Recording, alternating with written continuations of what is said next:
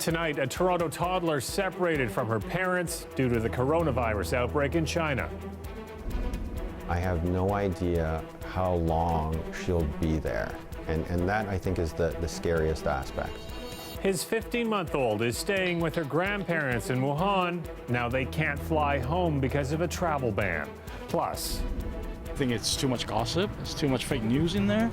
is China's most popular messaging app, WeChat, responsible for spreading misinformation about the outbreak here.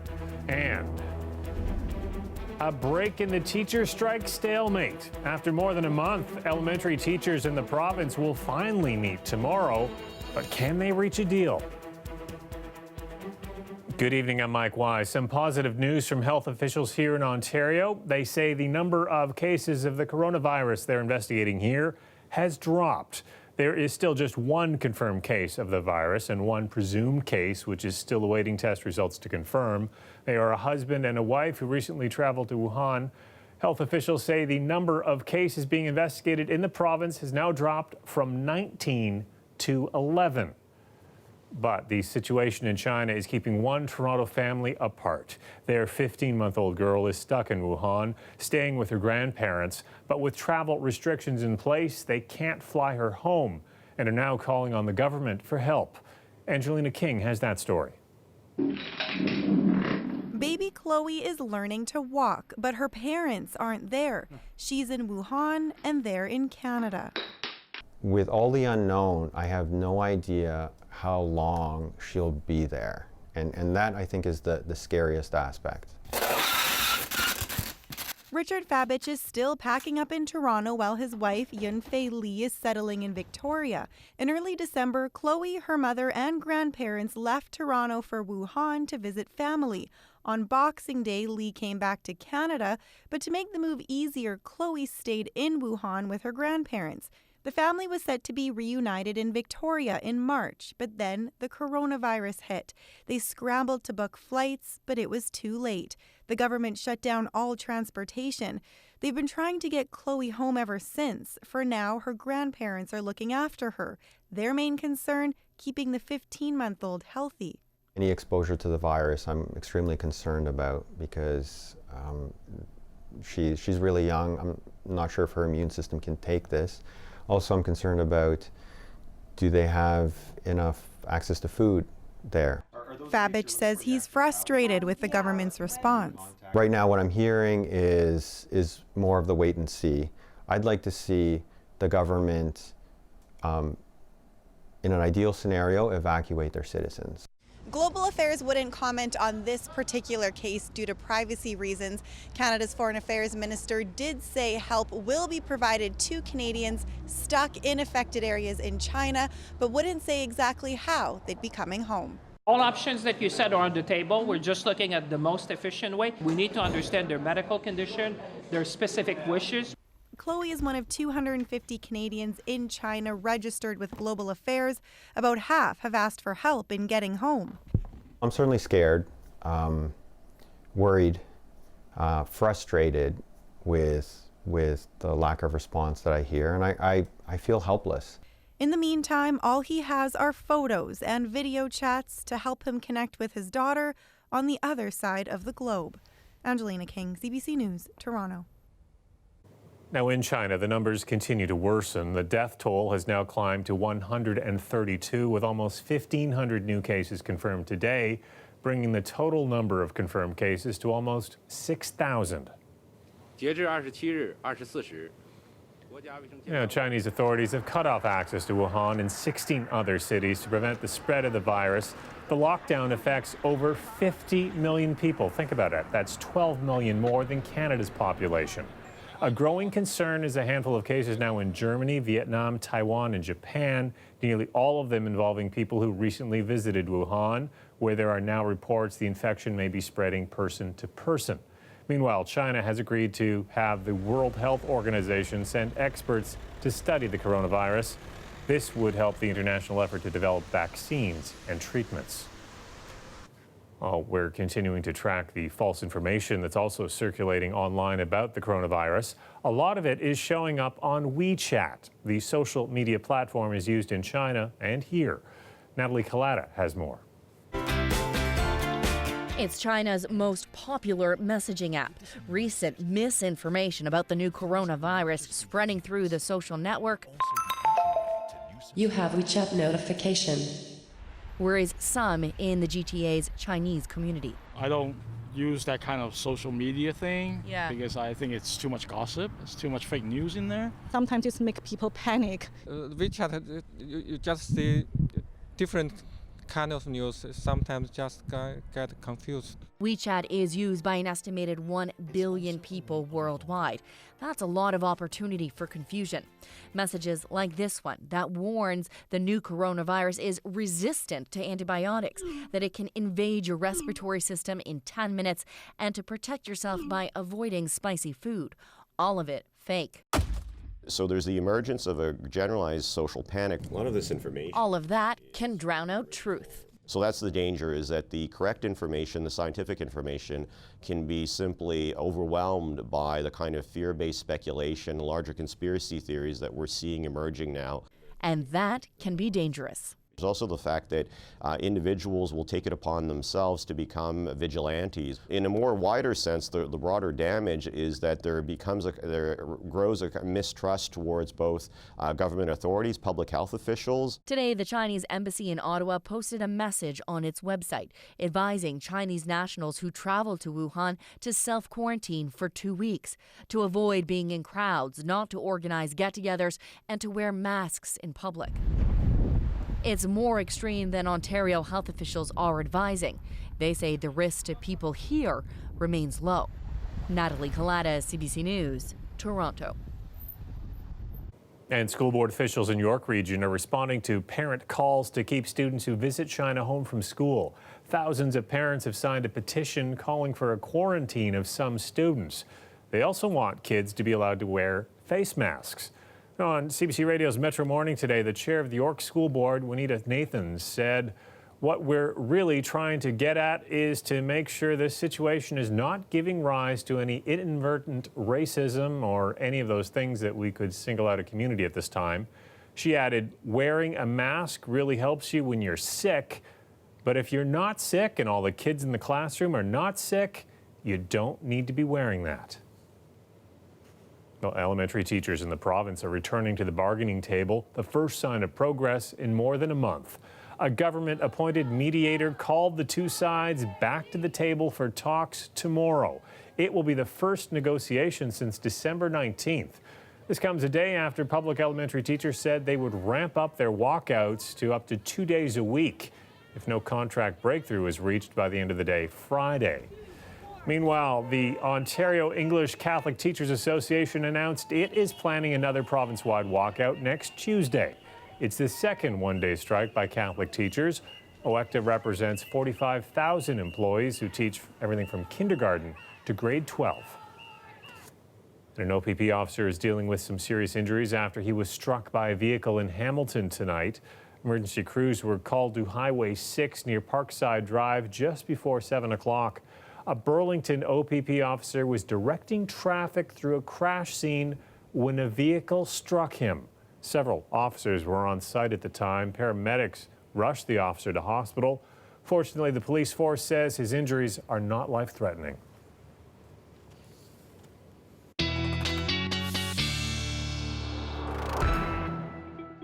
Carla Kennedy's here with a first look at the forecast. I'm looking forward to finding where I put my sunglasses because I'll have a chance to wear them again tomorrow.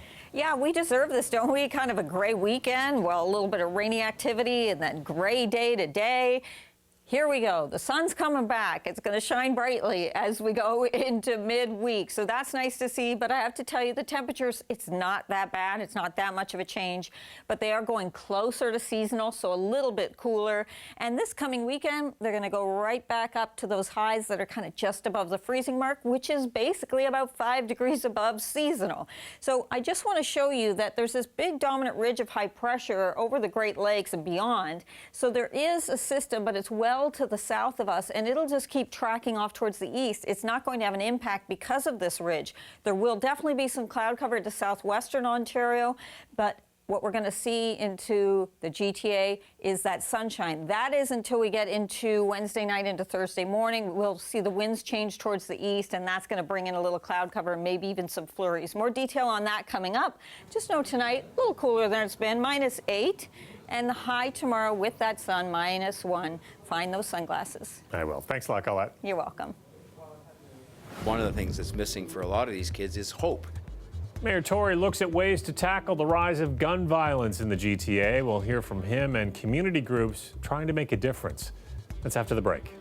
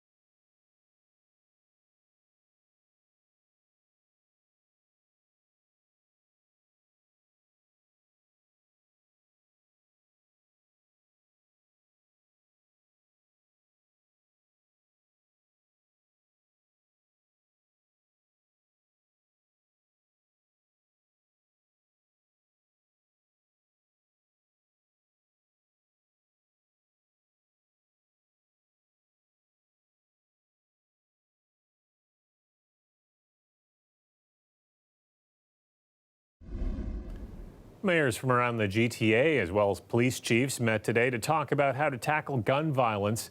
One of the top concerns raised by Mayor John Tory, that the victims and perpetrators are becoming younger. Lorenda Redekop explains. So you guys are just moving in here? Literally moving in. Kenneth Slater has worked with young people in Regent Park for decades.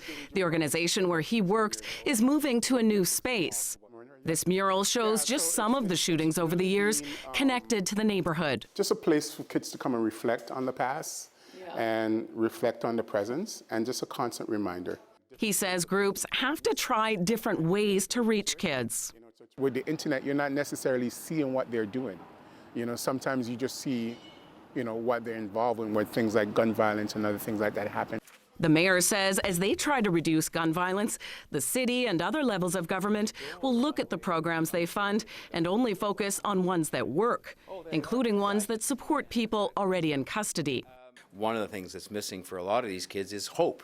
Hope that there is a way to have a life that is a life that all of us would expect for our children and for ourselves, and they think that there's a dead end for them. Police stats show the numbers of shootings have spiked from 177 in 2014 to almost 500 last year. There was also a 15% jump from the year before.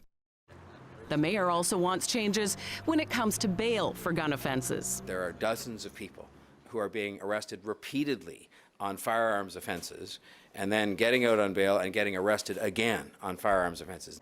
He says, according to the police chief, more and more of the guns seized are coming across the border, 80% versus 50% a few years ago. Kenneth Slater has taken kids camping, even on an international service trip, and says it works. Taking kids away from their community for a period of time where they could kind of drop their guard, and you as a worker could drop your guard, and you get to know each other more on a kind of like an emotional connection. But when he looks at that mural, he says only one case ever resulted in an arrest. And he says communities also need justice. Lorenda Redekop, CBC News, Toronto. The province's new Ontario Line subway is creating a stir for some housing advocates who say the project is causing a year-long delay on a 1,400-unit tower near the Ontario Science Centre. A third of it is designated as affordable rentals. These groups need to, sit in the same room and hash these things out quickly. Otherwise, projects that have already been in planning for 2 years that have hundreds of units of brand new affordable housing end up getting scuttled. Now, the Ontario Line will run from Ontario Place to the Ontario Science Centre. Now, the portion of the line near the proposed tower is supposed to run above ground, but advocates say they're still not sure on the final route or how it will affect the neighborhood. Today, Metrolink said it would work with community groups to figure out how the line can be properly integrated. And the TTC is blaming a faulty rail for causing that derailment last week on Line 2. It led to a morning of frayed nerves for commuters last Wednesday. The TTC has identified a tiny bump in a section of its rail as the culprit. It caused hours of delays and commuter chaos during the morning rush. Now, the piece of rail was found at the TTC's Keel Yard. The wear on it created a small ramp, which resulted in a train wheel coming off the tracks. Crews will either shave that part down or lubricate the section. The TTC plans to fully replace it within the next 6 weeks.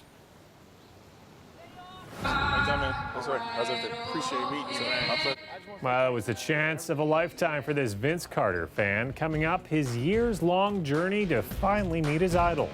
Stay with us.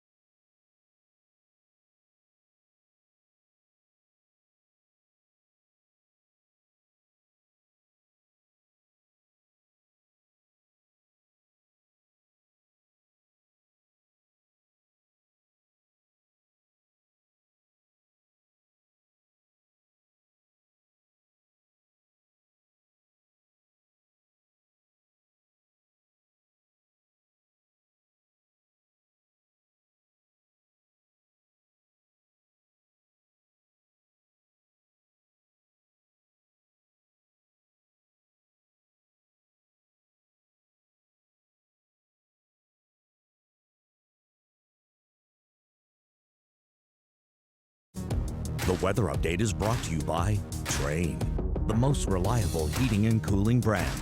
It's hard to stop a train.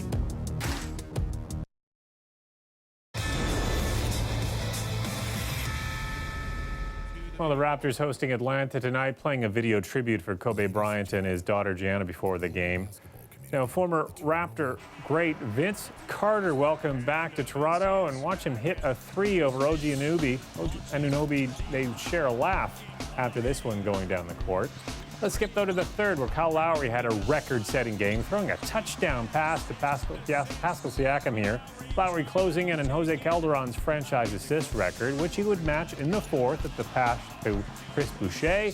Then he'd set it with a long bomb to Terrence Davis, making it 3,772 assists. Siakam and Van Vliet celebrating on the sidelines as the Raptors win 130-114. Now, before tonight's game, our Greg Ross had an important mission to complete. He spent the day with one of Vince Carter's biggest fans, a man who flew here from Washington. Now, he came close to meeting him last year until Greg got in the way. Herman Hodges remembers the moment he became a Vince Carter fan, the 2000 All-Star game, the night Carter did this, and then followed up with one more dunk. Came down when he put his arm in the rim. I said, I'm a fan. I'm a fan. And it's just been stuck with me ever since. And for the next 20 years, the American remained both a Raptors fan and a Vince Carter fan. He even flew here last year to watch Carter play against the Raptors, even waiting outside the team hotel. But he missed his chance for an autograph when our Greg Ross pulled him aside to film his TV story that night. So before tonight's game, during the national anthem rehearsal, Greg made amends. How you doing, man? That's right. How's everything? Appreciate meeting you, man. My pleasure. I just want to say thank you, man, for everything you've done to the game. Thank you. For me, as a young 8-year-old, when I first saw you put your arm in the rim, man, it cemented me in basketball in Toronto. 28. All right. So 20 years. I coach basketball now, and I promise you, I got to play call Vince Carter. So, like, that's dope. So the kids already know. I hope it works. Well, we working on it. We working on it. They're not as good as you, but that's good. No, I appreciate everything you've done. I mean, how does that feel to be able to make a guy's day like that? I'm thankful for opportunities like this to hear stories like that, because, you know, if you think on that day in February, on All-Star Saturday, it was young Vince trying to create his own legacy in my own path and figure it out and just display the world, you know, what I was gifted with and what I enjoy doing. And, you know, at that age of, 21, 22, I had no idea the impact it could possibly have, you know, on other people. It was just me enjoying the game and just like, I want to go out there and show everybody what I can do and how I love the game and how I love to play. And, you know, and 20-something years later, nothing's changed.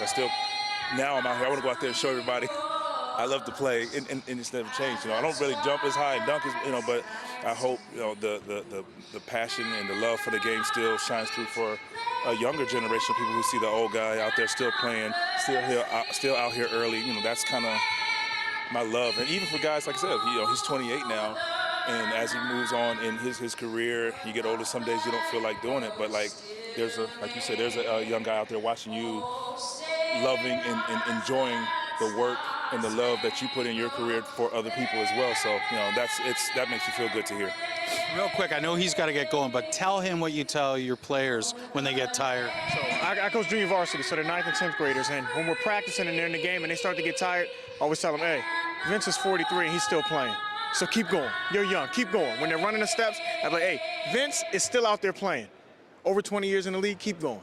That's awesome. They keep running. Hey, I'm just eternally grateful, man. Thank you.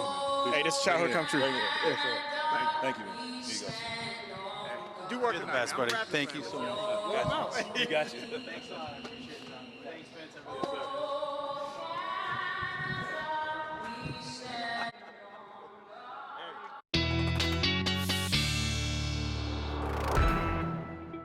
Carla Kennedy's back. Their extended forecast. We're going to see some temperatures dip overnight. Yeah, we're going to see those temperatures not getting quite too seasonal, Mike, but they're getting closer to it, and we just haven't been used to that because we've been spoiled with some of these mild readings, including even our daytime highs, which have been running 3 to, in some cases, almost 5 degrees above seasonal. These are your unofficial highs from today. Windsor 2, St. Catharines 2, Toronto at 2. Okay, -2 for Kingston, a little bit cooler there, but we will have some cloud cover back through southwestern Ontario, and then we break into the sunshine, and there'll be a lot of sunshine around the GTA, up into Cottage Country, into eastern Ontario, up into northeastern Ontario as well. It sticks around through the day on Wednesday. Our winds are going to back off a little bit too. They will be coming from the north, but they're not going to be that strong, so it's actually going to feel pretty comfortable, even though the temperatures will be a little bit cooler. But as we go Wednesday night, so tomorrow night into Thursday, those winds turn around a little more towards an easterly direction. So coming in off the lake, we start to see a bit of cloud cover developing around the GTA, and even some morning flurries, certainly not out of the question. We'll actually probably see a little bit more of a peek at the sun over southwestern Ontario as we get into Thursday. Still, the conditions will be quiet in terms of no real active weather coming through I don't see that until the weekend, and even then, it looks like some very light precipitation, and in fact, our temperatures going back up above seasonal again. Overnight tonight into southwestern Ontario, a look at your lows, and we could have, yes, some scattered flurries through here, feeling like about -8. Tomorrow afternoon, right up to the freezing mark, hoping that you'll see some sun, at least breaks or peaks of sun at times. Overnight tonight, though, the clearing trend, we're seeing that with that ridge of high pressure, that sinking stable air, and there it is, giving us sunshine through the day on Wednesday with a light northerly breeze, increasing clouds into Thursday, some morning flurries, certainly a possibility. And then look at those temperatures, those highs above freezing again into the weekend. And this should be fairly light stuff. It looks like at this point, Mike, I'm not really seeing much in terms of the way of accumulations this weekend. I still can't believe this is January. I know, and we're headed towards, that'll be February 1st. You're right, yeah. Yeah, and the temperature's still above seasonal. All right, thanks a lot, Colette. You're welcome.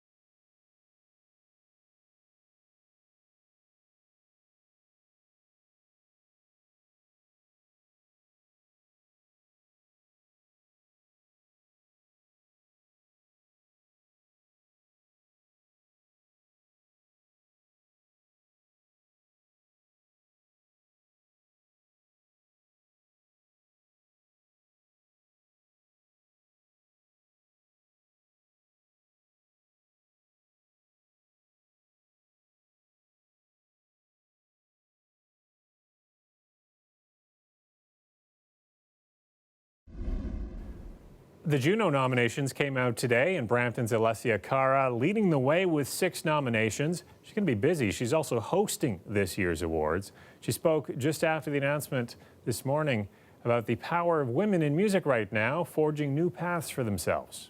Well, I think we do have a long way to go in terms of, outside of that and how we're acknowledged and how we're seen. I think the women that are doing it, especially the young women, are doing it so well with such class and passion. You're going to win being yourself, and they prove that.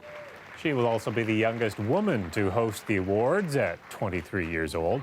Other nominees include superstar Shawn Mendes with 3 nominations, rapper Tory Lanez with 5, and Bryan Adams with 3.